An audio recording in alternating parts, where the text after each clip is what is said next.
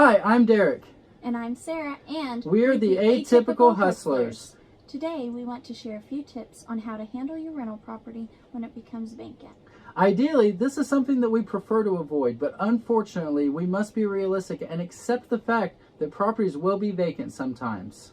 There are a few different strategies you could use, especially when it comes to the utilities. We will go over both of them as well as share what strategy we prefer to use. There's two different directions to go with the property once it goes vacant. You can choose to have the utilities transferred to you or your entity's name, or you can simply let them just get turned off once it's terminated from the most recent occupant.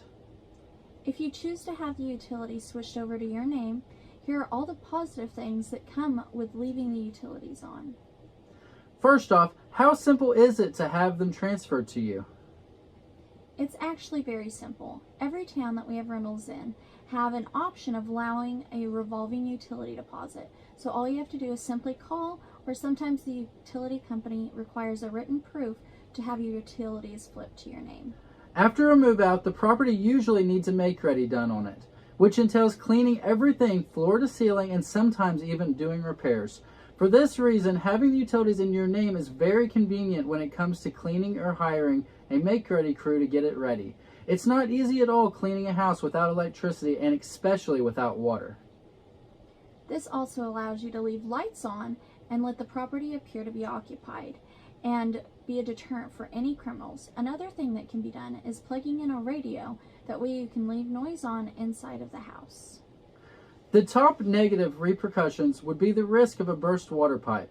Even when winterizing it, there's still that chance that all the lines aren't emptied depending on how the house is plumbed. Then of course the other issue with them being in your name would be the utility bill that you would have to be responsible for. Having the property left with no utilities is a choice that has very small risk. There's certainly no bill to pay. There's likely no chance of a water leak as long as you make sure to winterize the property correctly, which we will explain in another video. Some of the cons of letting the utilities turn off go hand in hand with the pros of them being left on. The worst part is not having the utilities on to have the make-ready done on the property. What do the Atypical Hustlers do? We actually choose to not have the utilities transferred to us. We have found a way to alleviate every issue that could arise from not having them on. First thing we do when a property is vacated is we get there to get it cleaned out and ready for the next renter. We make sure to winterize the plumbing, especially if it's in the winter months. We have a Generac generator that ran us around $400 several years ago. This is our power source. We also bring ourselves about five 5-gallon buckets full of water for cleaning.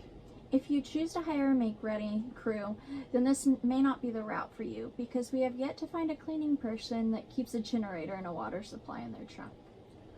We typically paint and do lawn work if needed. We obviously have no power, so we have a battery-powered radio as well as a battery-powered lantern.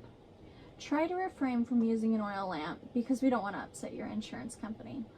We use these to make it look and sound like there is someone home. This could prevent someone from breaking and entering. It's not cheap having to replace all the copper in your house. We always make sure we put a key lock box somewhere at the property. Typically, we don't have it on the front door in plain sight because that could be a sign of a vacant house to someone that could be up to no good. These run about $30. The reason we have this is just in case we are unable to make it to the property and we decide that we can let someone in to view the property. We only do this if they email us a picture of themselves holding their ID. We hope you found this educating. It has taken several years of bad experience to put together our go-to route for when the properties come up vacant. Let our experiences, good and bad, be a tool for you and your real estate investing goals. Please comment below and let us know your strategies. Please check out our website. That way you can find the entire blog in more detail. The link is in the description. If you liked us, don't forget to subscribe if you're not already a part of our channel. Like this video and hit the bell. That way you will be notified when we post our next real estate investing video. You can also find the links to our other social media networks, including Facebook, down in the description. Thank you for joining us, and until next time, we are the Atypical Hustlers. Bye.